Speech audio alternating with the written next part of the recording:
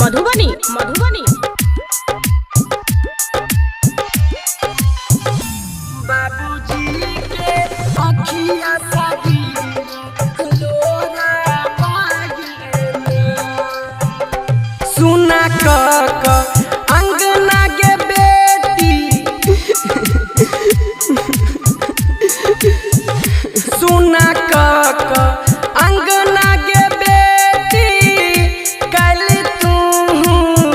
सासुर जे भी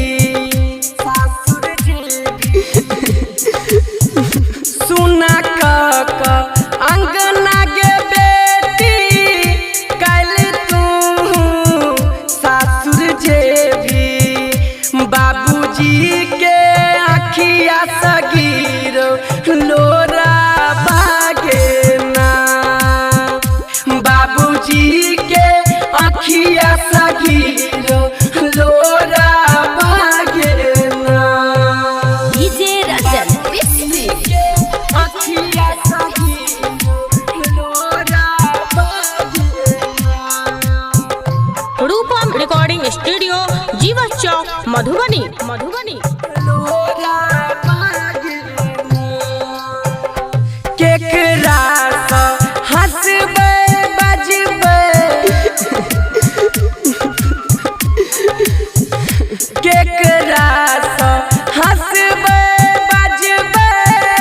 कोना कई दुख हम सहबे केकरा सा हंसबे बजबे कोना कई दुख हम सहबे इहे सोच फाटैया करे जाबागे ना बाबूजी के अखिया सगीर लोरा बागे ना बाबूजी के अखिया सगीर लोरा बागे ना रूपम रिकॉर्डिंग स्टूडियो जीवा चौक मधुबनी मधुबनी। लोरा बागे ना गायक अनिल कहै छो